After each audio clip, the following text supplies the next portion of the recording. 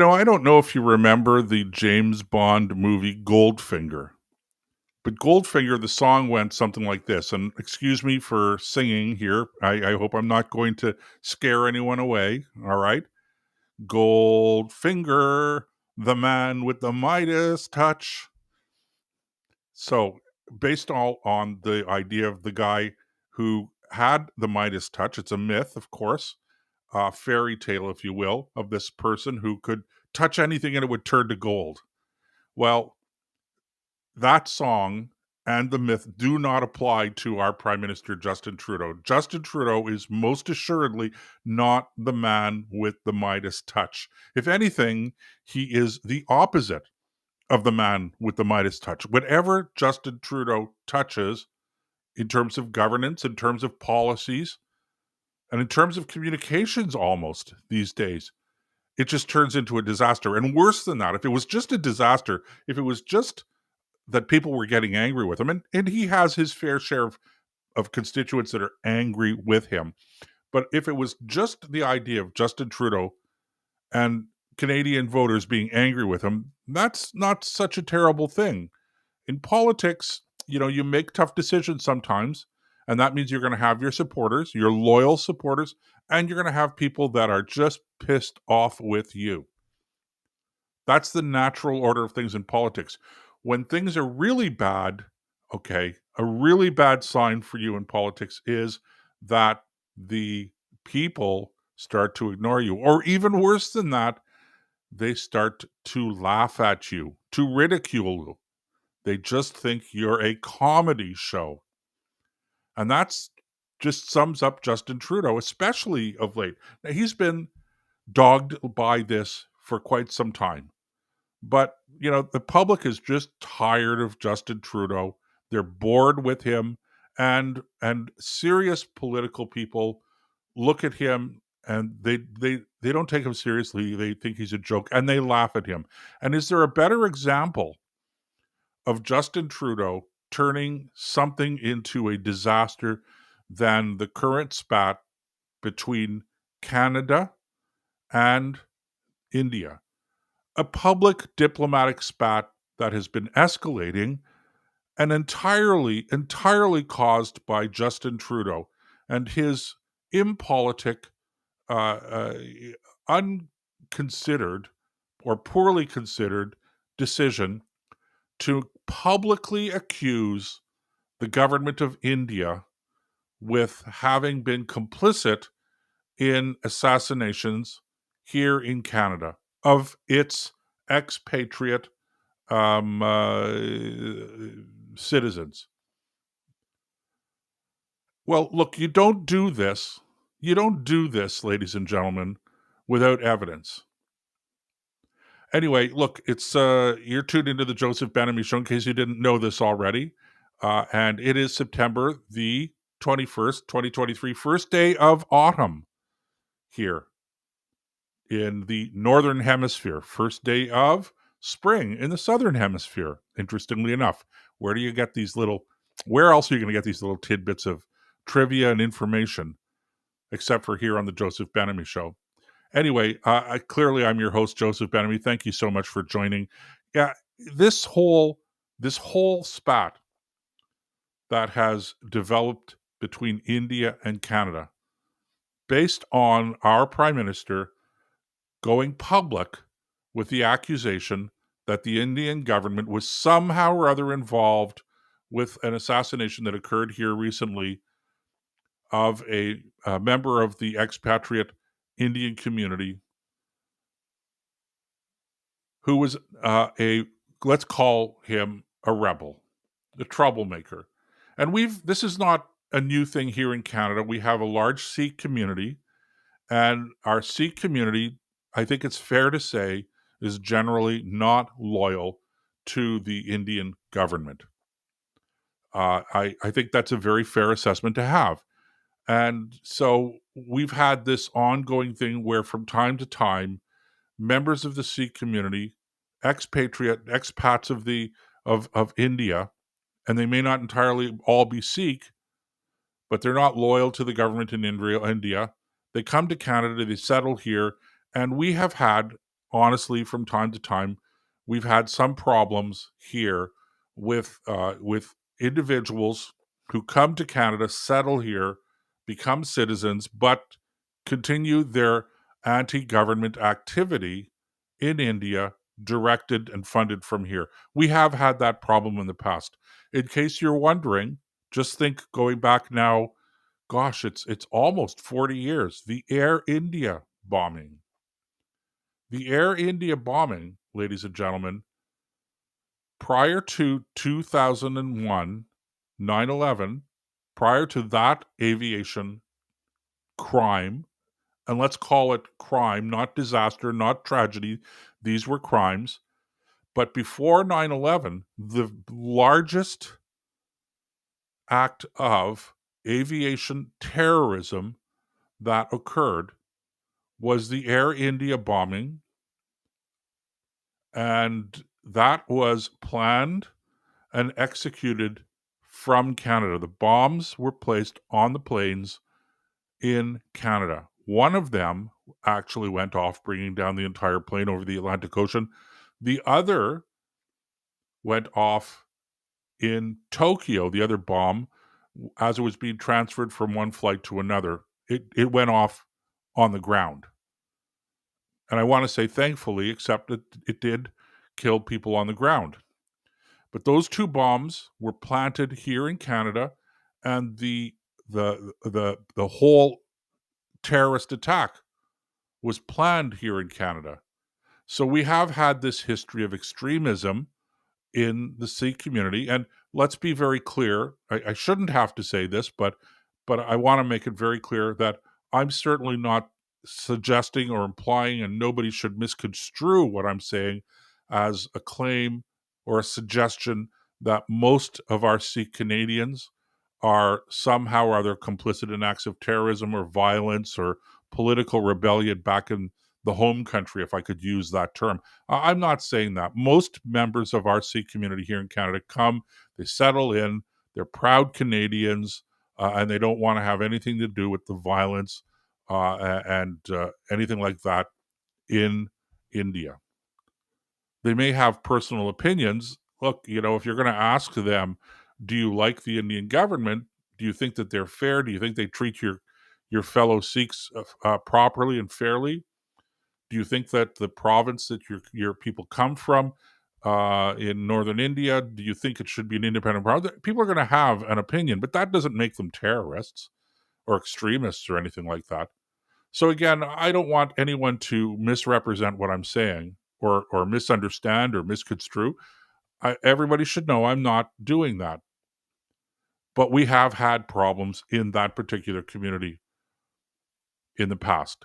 So having said that, if it turned out that India was in fact complicit somehow in acts of assassination, intimidation, or anything close to that here in Canada, in the Sikh community, let's say, none of that would surprise me. And I think that none of it would surprise most people. But here's the thing, okay? You can't make that accusation without backing it up with hard evidence. I mean, you can't make that accusation publicly. My understanding is that there's been a diplomatic tip back and forth between the Canadian government and the Indian government, whatever that means. That, of course, has been the claim. And that somehow or other that the Indian government, I guess, didn't admit its complicity. And again, I'm not saying it is. That's just an allegation. So what does our prime minister do? Our prime minister goes out and he accuses the Indian government publicly, which leads to a serious diplomatic rift now between Canada and India, two of the senior big Commonwealth countries. Now, not at each other's throats, well, maybe at each other's throats, diplomatically speaking. So anyway, we're all looking for the evidence. Remember, well, no, maybe you probably don't remember, okay? But historically, let's take the Cuban Missile Crisis as an example. When President Kennedy had a press conference, an address to the nation, where he was talking about accusing the Russians of building offensive nuclear missile sites and placing nuclear missiles in Cuba in 1963, ladies and gentlemen. I believe it was 1963 anyway. I'll have to look that up on a break. If I'm wrong, I'll correct it. Anyway, it was the early 1960s when he accused the Cubans of and the Russians of doing this, the Soviets. He at least had the decency to show evidence. They had photographic evidence from spy planes. And considerably more sophisticated today in terms of our ability to surveil and to gather evidence. Today, we're considerably more sophisticated. Back then, just photographic evidence. But today, we have all kinds of ways of being able to monitor activity. And so you would think that there was somehow or other our security services were able to pinpoint something that they have hard evidence of this complicity. And so our prime minister, of course, is asked about this. Naturally, of course, he's going to be asked about it. And what's his response? Pay close attention to these weasel words. Okay, ladies and gentlemen, weasel words.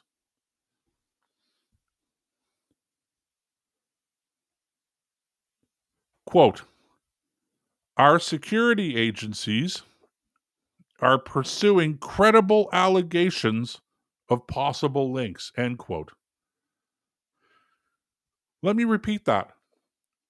Security agencies, I presume, by the way, that would be CSIS, perhaps RCMP, other police agencies, security agencies in Canada are pursuing credible allegations of possible links. Could the evidence here be any more innocuous than that? You can't even call that evidence. When I read this, when I heard the Prime Minister uttering these words, I'm thinking to myself, you damned fool.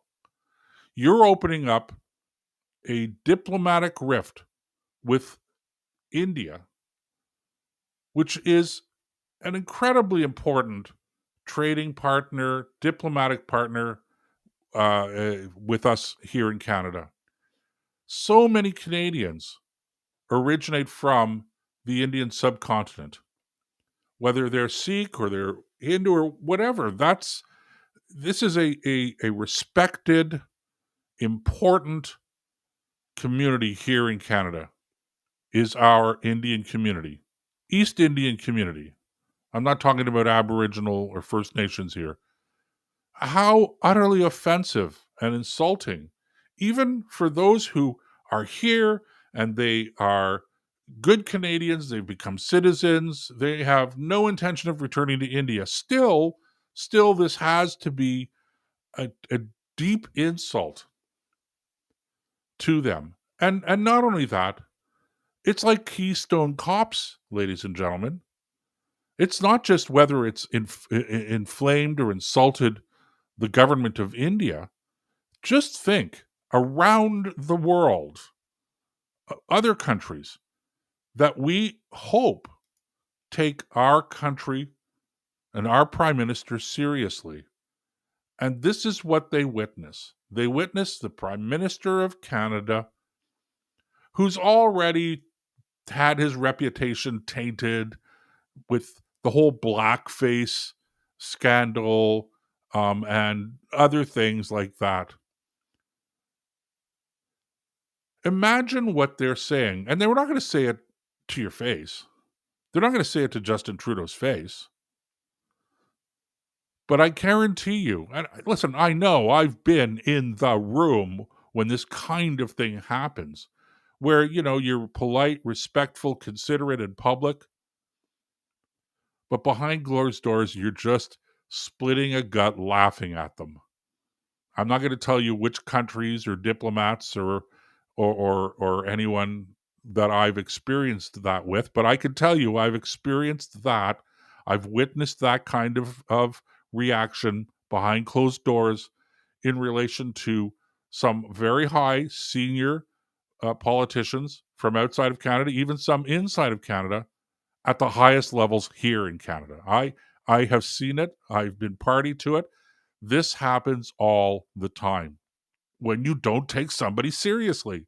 And you've got to understand, you got to know that nobody today, after this fiasco broke, nobody is taking Justin seriously, which means people are not taking Canada seriously. You know, Justin the Prime Minister can strut around like a proud peacock on the international scene. But people behind his back are laughing or ignoring him. And I guarantee you, ladies and gentlemen, nobody takes Canada at this moment, under this current government, seriously. And that's a serious problem. That's a serious problem on any level. Anyway, so what's the upshot of all this, ladies and gentlemen? Before we go for a break, the upshot of all of this is, can we please get rid of this guy? It's Justin, it's time to step down. You've had your time in the limelight. 8 years as Prime Minister. You know, at some point in time in the not too distant future, you are going to eclipse Stephen Harper. You will be Prime Minister longer than Stephen Harper was Prime Minister of Canada. Hard to believe, but yes, there it is. He's been around for now more than a decade. He's made his mark, for better or worse. Time to move on before you do more damage to our reputation on the international scene. All right, we're going to take a break. We are going to be back in a couple of minutes here on the Joseph Ben-Ami Show. Lots more to come. Ice cream. Give me ice cream with whipped cream. Ice cream. Give me ice cream with whipped cream. Ice cream. A million flavors, let's just do it. Tie me up with ice cream. Sunny days need that cold hit. Ice cream. A million flavors, let's just do it. Tie me up with ice cream. Sunny days need that cold hit. That strawberry chocolate taste, ice cool vanilla for me. Hundreds and thousands, I need an ice cream island. Give me ice cream with whipped cream, strawberry sauce, and see my face gleam. I need a wafer on top, just ice cream full stop. So take me to the pudding shop. Ice cream, a million flavors, let's just do it. Tie me up with ice cream. Sunny days need that cold hit. Ice cream, a million flavors, let's just do it. Tie me up with ice cream. Sunny days need that cold hit. That strawberry chocolate taste. There is just a feeling that this might be right for us, for you and me. There is just a look I think this might be right for us, for you and me. There is just a feeling that this might be right for us, for you and me. There is just a look I think this might. And we are back. Thanks so much for sticking with us. You are tuned into the Joseph Ben-Ami Show for Thursday, September the 21st, 2023. I am your host, Joseph Ben-Ami.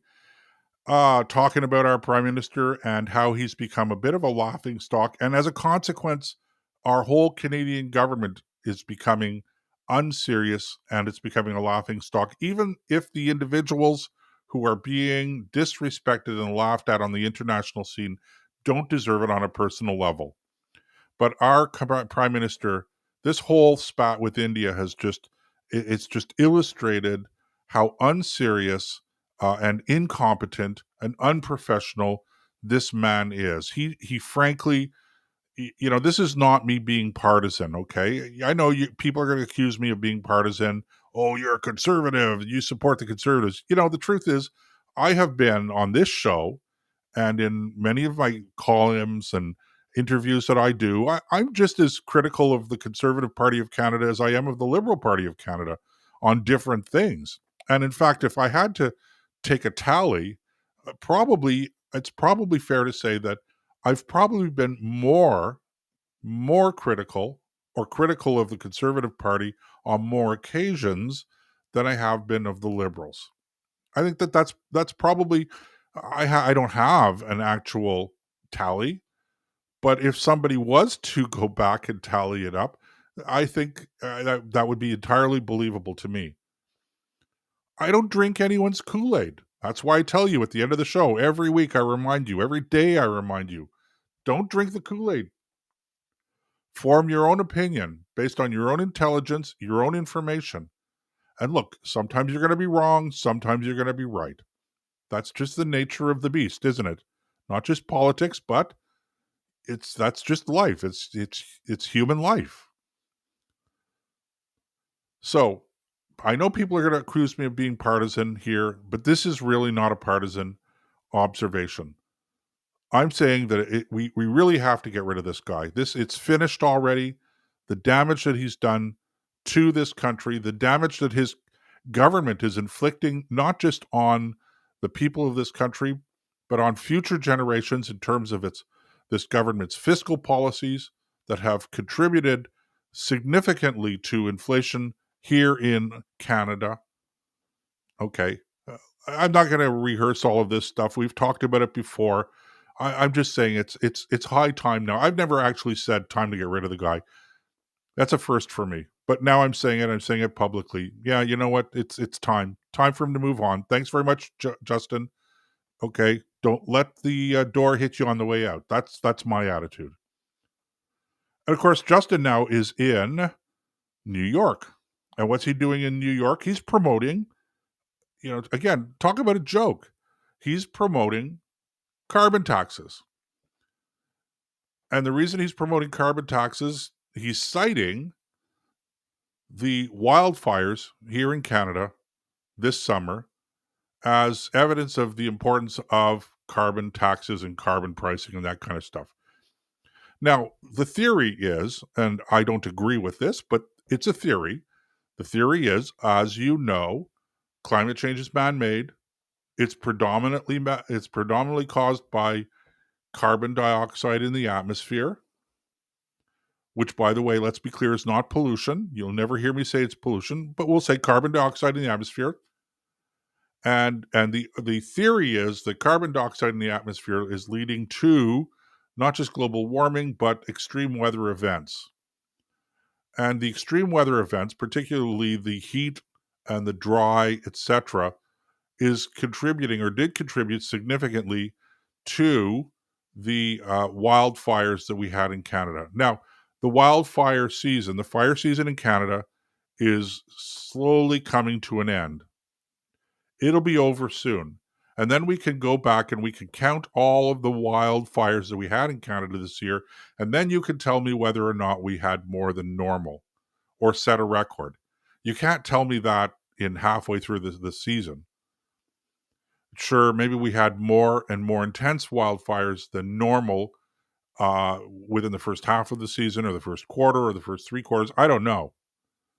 But was this season worse than any other season? We won't know that until the season's over.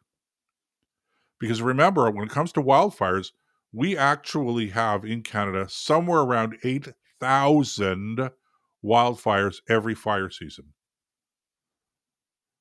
But getting back to Justin Trudeau. So Justin Trudeau goes to New York.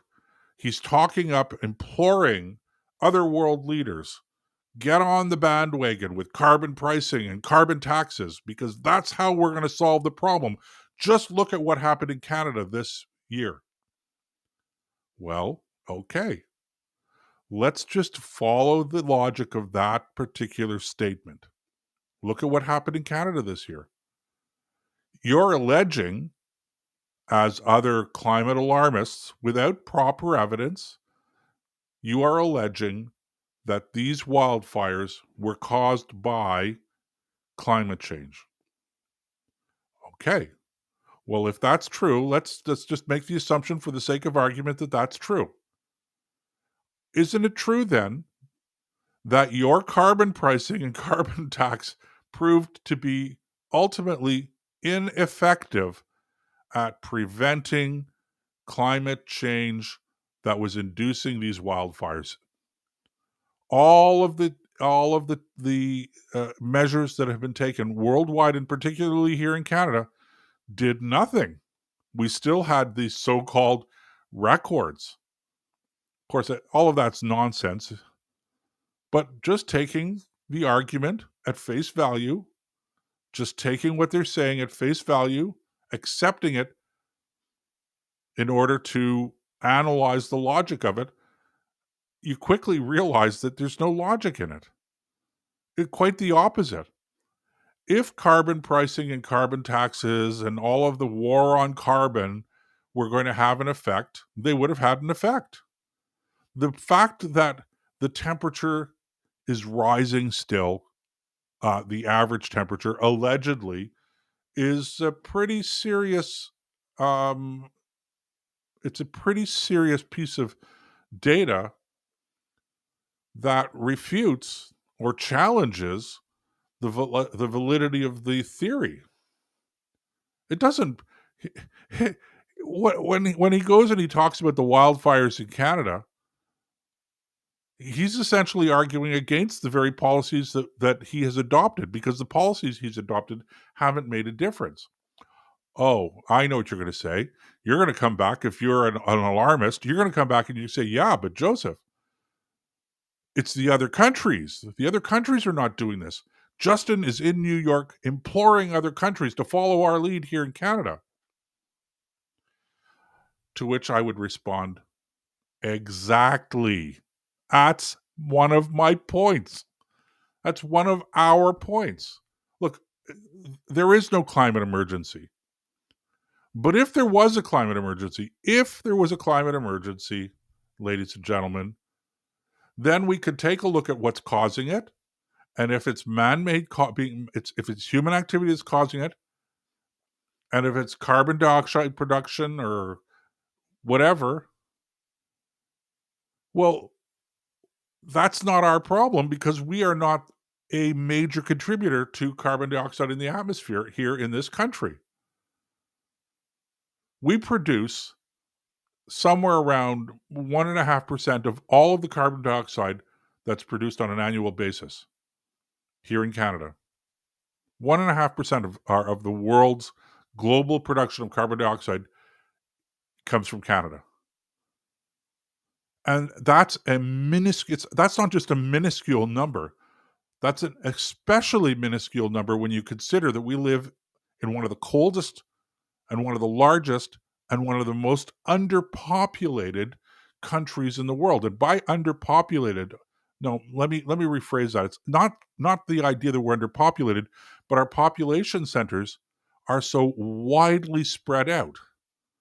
So you have to travel immense distances to get from one population center to the next population center. The very fact that we live in such a cold climate, and at the same time, the vast differences mean that we have to travel far and long to get from one major population center to the other. Those very facts would say, oh, well, we should be producing a lot more carbon dioxide. But we aren't. So when you come back, if you're an alarmist and you're saying that, well, Joseph, you're wrong. He's not saying that our measures here in Canada have been particularly effective. He's arguing that other countries have to adopt the same kind of measures. But that's yes. Because if the theory about global warming and carbon dioxide causing it and human activity causing the carbon dioxide, if all of that is correct, then we're not the problem in Canada. Of course, all of it is just nonsense. It's Donald Trump likes to talk about fake news. This is fake science. It's not real science. It's junk science put out by quack scientists. Have you seen any of the mainstream media yet reporting on the fact that a few weeks ago 1,600 scientists signed on to a declaration that was made public a few weeks ago denying that there is a climate emergency, not denying climate change, but denying that it's an emergency, and also denying that it's primarily caused by human activity. Now, you could disagree with that, but where is the mainstream media reporting on it? Well, they just aren't. And on this subject, ladies and gentlemen, on the subject of political leaders on the world stage making fools of themselves, along comes the Secretary General of the United Nations at this side summit, okay, because it's the annual September UN country leader Gab Fest that's going on right now in New York. But on the side of this annual Gab Fest is a summit of world leaders to discuss the whole issue of climate change. And the Secretary General of the United Nations goes out of his way to issue yet another stark warning to these world leaders yesterday on climate change, telling them, and this is a quote, humanity has opened the gates of hell, end quote. And action must be taken in the wake of accelerating extreme weather. Of course, there is no acceleration of extreme weather. There's no data to support that whatsoever. And, here in Canada and in the United States as well, we have pretty good tracking and pretty good record keeping on this stuff. And the funny thing is it's all public. But that's okay. Don't let the facts get in the way. So the Secretary General, humanity has opened the gates of hell. No exaggeration there. No hyperbole in that statement. Oh, let's see. Climate action is dwarfed by the scale of the challenge. If nothing changes, we are heading towards, are you ready for this, ladies and gentlemen? You better sit down. You better sit down for this. We are headed towards a 2.8 degree temperature rise, towards a dangerous and unstable world. 2.8 degree temperature rise. Average temperature. Now, average temperature means nothing. It's a meaningless data point. But let's again take it at face value. I don't know about you, but 2.8 degrees temperature rise on average here in Canada, that would be a boom for us. So much land would all of a sudden become arable. And for those of you who are not educated, that means you can cultivate it, grow crops on it. I mean, don't we want to feed the world? We could produce so much more food here in this country and feed the world if the average temperature in Canada was 2.8 degrees more. So, Mr. Secretary General, chill out. 2.8 degrees? Well, I'll admit that in some places that's probably a lot. I mean, it's that when you're going from 40 degrees to 42.8 degrees, okay, it makes it a little more uncomfortable. But please, look, stop with the floods and the wildfires that are being caused by climate change. That's just nonsense. And it's shockingly irresponsible of world leaders or anyone, quack scientists, to be making that claim. It's just plain wrong. All right, we are going to go for another break. So we will be back in a couple of minutes here on the Joseph Ben-Ami Show.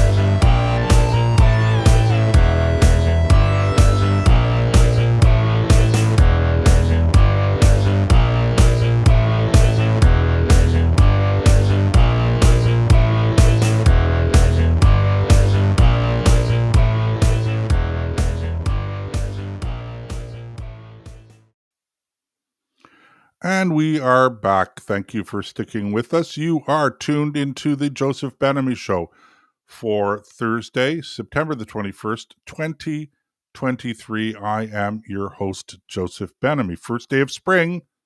Oh, gosh. No, not spring, fall. First day of spring in the Southern Hemisphere.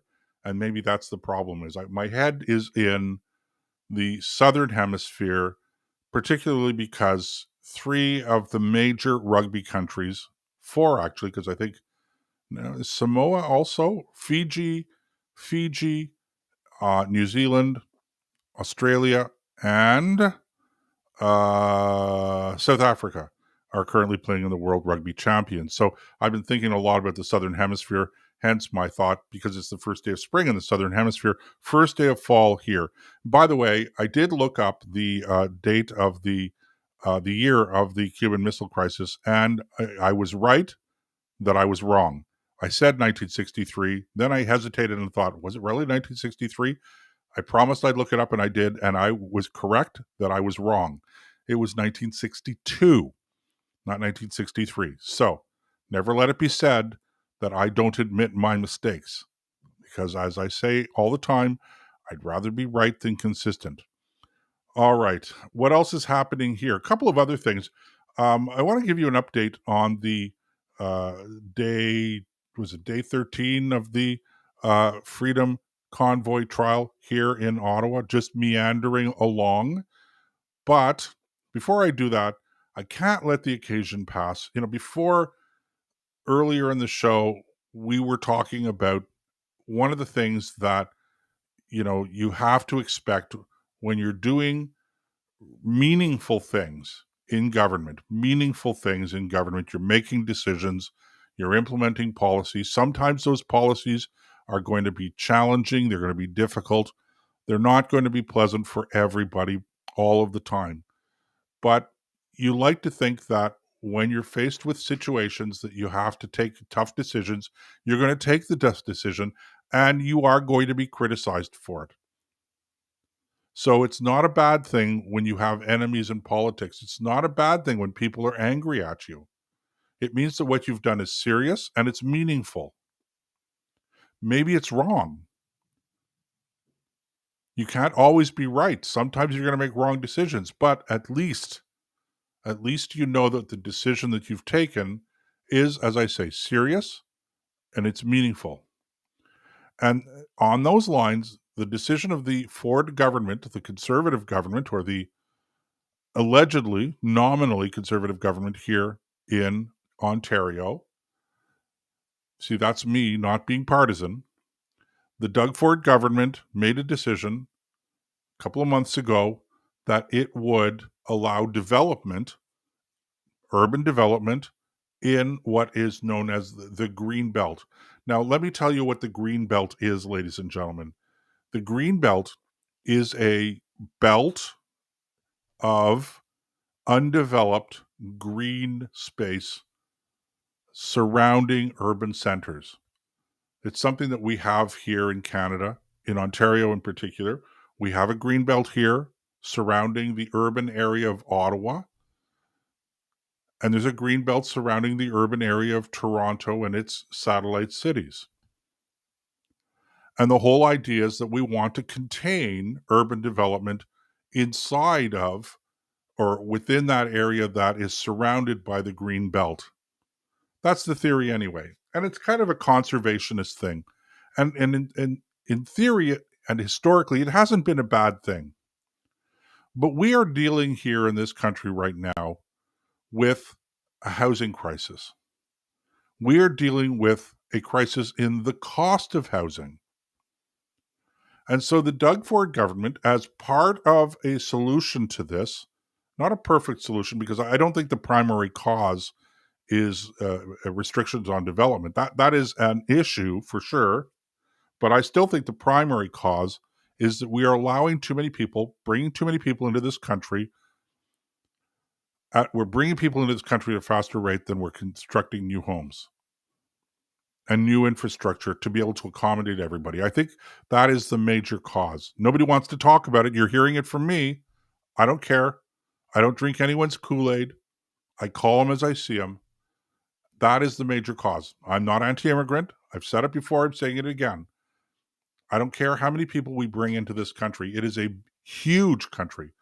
I only care about two things. The first is, whoever we bring in, do you want to become a Canadian citizen? And do you want to be a good, patriotic contributor to Canadian society? That's criteria number one for me. Criterion number two is we have to be able to accommodate larger numbers. If you want to bring in 3 million people in a year, then you have to have housing for 3 million people. If we're not keeping up with the number of people we're coming in, with the growth in our population, which is a combination of the number of people we bring in and the number of children we're having, which, is not spectacular, but it's still there. We're still reproducing. If we're not meeting the demand with the supply, then that's going to have a major effect on prices. But the other effect on prices is this damnable policy that we don't want our cities to sprawl. Now, I understand urban sprawl is not necessarily the most pleasant thing. And I'm not opposed to the desire to limit urban sprawl. But the reality is, ladies and gentlemen, that if you're bringing people in and you're building housing for them and your population is growing, you have two choices for urban expansion. You can either expand horizontally, which means outwards, or you can expand vertically, which means more high rises, more apartment buildings, more condominium buildings within a limited footprint, within a limited geographical area. And that's the whole idea. That's the reason. If you're going to have a green belt and the green belt is going to be sacrosanct, then you don't have a choice. You have to expand the living space within an urban area. And if you're not doing it geographically, you have to do it altitude wise. You have to have vertical expansion. That's it. It's binary. You only have the two choices. So the Ford government decided that they were going to allow development in the Greenbelt in order to ease the pressure on property prices. Because if you're going to take the vertical route, then you have to know that the price of property within that urban area is going to continue to skyrocket. That's just an economic fact. So the only way that you can allow urban expansion without necessarily putting tremendous upward pressure on housing and property prices is to allow that urban sprawl somewhat. So why am I saying this, and what does this have to do with people being angry with you? Well, when the decision was taken by the government here in Ontario, a lot of people got angry about it. And unfortunately, it turns out that there may have been a little bit of hanky-panky. I don't know what all the details are, but we've had a couple now of resignations of ministers who perhaps were being a little fast and loose in terms of how they were managing the awarding of contracts or the selling of property for the development that was envisioned in certain parts of the Green Belt around Toronto. We're talking about Toronto, by the way. So while that was happening, okay, that just added fuel to the fire. And there's no excuse for that. There's no excuse for doing things that were not kosher in the way that this whole file was handled. But on the principal idea of it, the allowing development into the Greenbelt, even if that means shrinking the Greenbelt somewhat, that itself was not a bad policy. Unfortunately, with the outcry, with the anger that I think has to be expected when you're making meaningful policy decisions, unfortunately, it turns out that today, Mr. Ford announced that it was a mistake, which I don't think it was, but he's saying now it was a mistake and they've reversed the policy. They blinked. And that's really too bad because this was the correct thing to do. But it didn't matter. They don't like people being angry with them. And I understand maybe you're looking forward to the next election, even though that's a few years away too. But all the same, you've got to do the right thing. And they caved. So it's tragic when conservative governments abandon sound policies in order to genuflect before the mob that is simply doing policy based on ideology, not on the practical day-to-day realities that really we elect our governments to deal with. Freedom Convoy trial. On the Freedom Convoy trial, not much to update you on, just more testimony about, over the last couple of days about how Ottawa citizens, how the government reacted to the Freedom Convoy, how citizens were inconvenienced, some of them lost sleep, etc., etc. Very little, if any, evidence yet still actually talking about the charges, the specific charges that were brought before, that were laid before Chris Barber and Tamara Leach. And today, defense attorneys were pointing out, well, you guys, the police and authorities, were directing people who were coming to protest to downtown Ottawa. And corroborating evidence was the very fact that the emergency planning department, the head of emergency planning in Ottawa, Mr. Kim Ayotte, testified this week that he had reached some kind of a bargain or an agreement with truckers to move their trucks off of residential streets. There were a handful of residential streets where some of the trucks were parked, to move them off of residential streets and to move them onto Wellington Street. A decision that dismayed the leader or the head of the parliamentary planning, the parliamentary security services, or parliamentary protection service, they call it. So we know this happened. We saw the exchange of emails. We know that the PPS head was not happy with the decision. And then strangely enough, I think I mentioned this yesterday, that the Mr. Ayotte then testifies that the leaders broke their agreement because when he went down, he was looking at people trying to jockey for better positions on Wellington Street. But I thought that's exactly what you said you wanted them to do. Wasn't that part of the deal? This just doesn't make any sense. Anyway, bottom line is this. He testified that he was directing and had an agreement in place with the truckers that were at least on the residential streets, the handful that there were, maybe 3 or 4, maybe as many as 5 at the maximum, that they would relocate down to Wellington Street, which is even more in the parliamentary precinct. It's parking right out front of the Parliament Hill. That doesn't seem to have fazed anyone. Okay, quick final break, ladies and gentlemen. We'll be back in a couple of minutes. Stay tuned.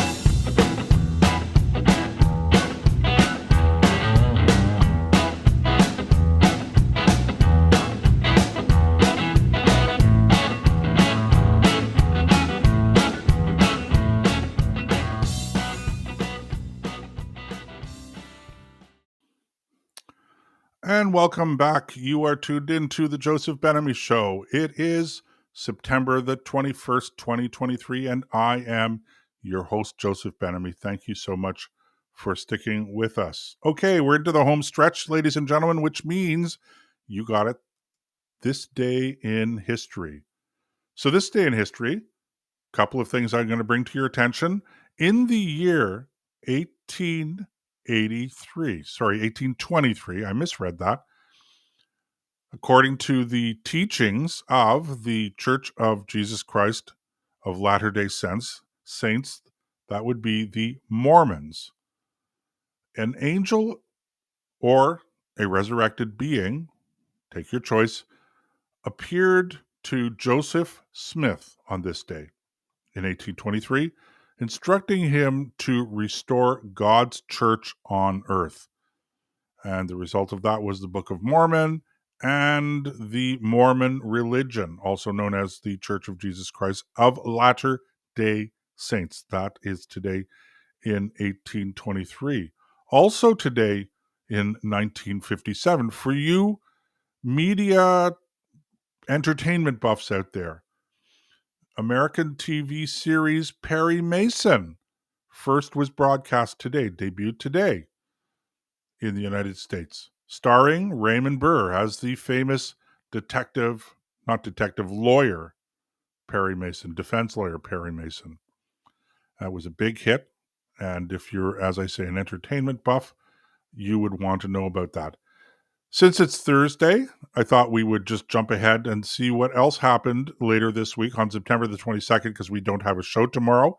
In the year 1980, the Iran-Iraq War began when Iraqi armed forces invaded western Iran, all along the country's joint border.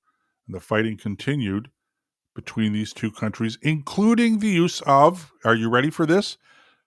Chemical weapons. For all of you guys out there that continue to say, well, Iraq never had chemical weapons, well, they used a lot of chemical weapons in the 1980 to 1988 fighting between that is to say Iraq and Iran.